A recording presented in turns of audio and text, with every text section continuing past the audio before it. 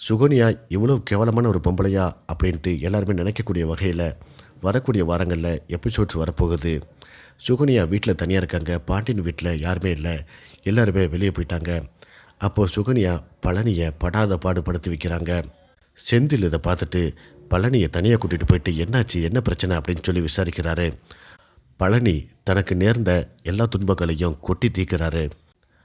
சுகன்யா மீனா கூடயும் அரசி கூடயும் என்னை சேர்த்து வச்சு பேசிகிட்டு இருக்கிறான்.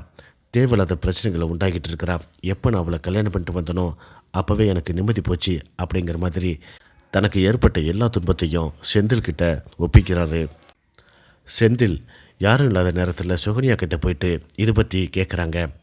நீங்கள் எதுக்கு இப்படி நடந்துக்கிறீங்க, தேவையில்லாமல் எதுக்காக பழனி மாமாவை சந்தேகப்படுறீங்க அப்படிங்கிற மாதிரிலாம் செந்தில் கேட்டுட்ருக்காரு. அந்த நேரம் பாண்டியன் வீட்டுக்குள்ளே வராரு. பாண்டியன் வர்றதை பார்த்துட்டு சுகன்யா டக்குன்னு எழுந்திரிச்சு வேகமாக கத்திக்கிட்டே ஓடுறாங்க. என்னாச்சு அப்படின்ட்டு பாண்டியன் கேட்குறாரு.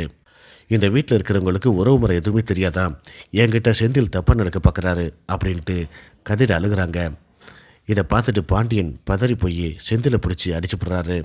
செந்தில் உண்மை சொல்கிறதுக்காக எவ்வளவோ முயற்சி பண்ணியும் அதை பாண்டியன் காது கொடுத்து கூட கேட்க தயாராக இல்லை. இதனால் செந்தில் ரொம்பவே வருத்தப்பட்டு நிற்கிறாரு. இதோட இந்த பிரமோ முடியுது.